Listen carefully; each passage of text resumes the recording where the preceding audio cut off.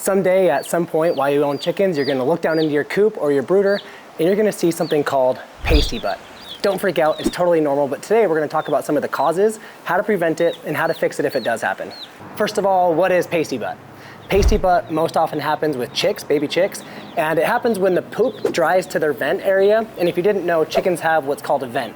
And the vent is where all of their poop, pee, and eggs come from. It's all just kind of a one-stop shop. Well, what happens is the poop starts getting stuck there and it builds up and builds up and builds up, and you'll see it kind of caked right there on their vent. And if they can't get rid of it on their own and it just kind of keeps building up, eventually your chick can pass away. Now, this is something that's extremely common and it's really easy to take care of as long as you're on top of it. Now, pasty butt oftentimes happens with chicks that are shipped. You don't see it as much if you're hatching your own eggs at home and you have a mother hen that kind of takes care of the chick for you.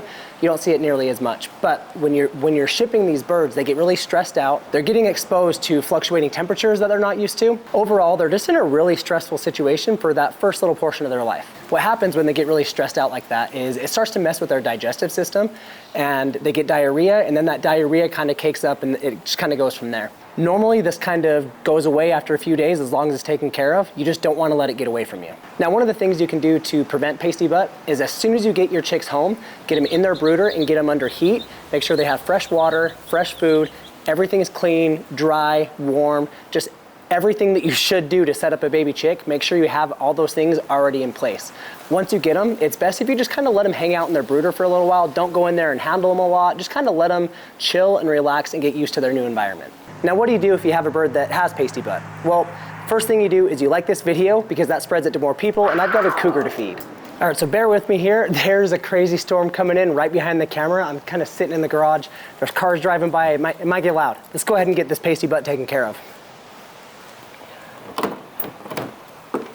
So right now we only have one bird with pasty butt. If you're interested in how I did this brooder, I have a full video on that. It was pretty easy. So next what you want to do is you want to get a bowl of warm water. You don't want it to be hot water, just warm. And then after that, get a rag or some paper towels. Brand new roll of paper towels here. I've got my warm water here next to me.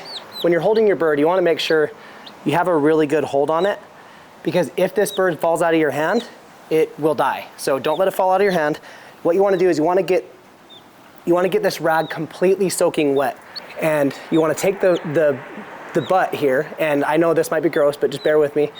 And you want to start soaking it, getting it nice and damp, because you want to start getting that poop to break up here.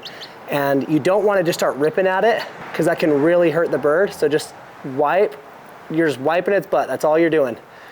I know it's gross, but this is going to help the bird out so much. And slowly it's going to start breaking up. All right, let's pull this bird away a little bit so you're not staring right at it. But it takes time. You just got to sit here and work at it. Make sure you're holding on to the bird nice and firm, but not so tight that you're going to hurt him. So I've had a couple big chunks break off, but nothing crazy yet. Still got some on there. We're almost there. I have her vent completely clear. There's just one stuck chunk of poop right there below. But I want to make sure that's out of the way, because if it's not, it could start building up on top of it again, and we don't want that to happen. All right, there you go. Come on, girl. I know, this sucks. I'm so sorry. Okay, so we're all clear now. We got all the poop off, but we're not done yet.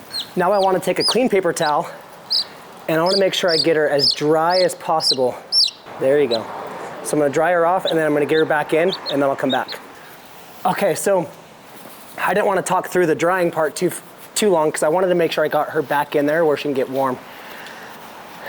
That in itself is extremely stressful for them. So you want to get in and get out as fast as possible. Just get them cleaned up and get them back into the brooder. And then once they get back in there, just kind of leave them alone and let them chill for a little while, because that was stressful. Now what you can do when you're all done with that is you can go watch this video right here, because YouTube thinks you're going to like it, and I do too. So go watch that video and I'll see you there.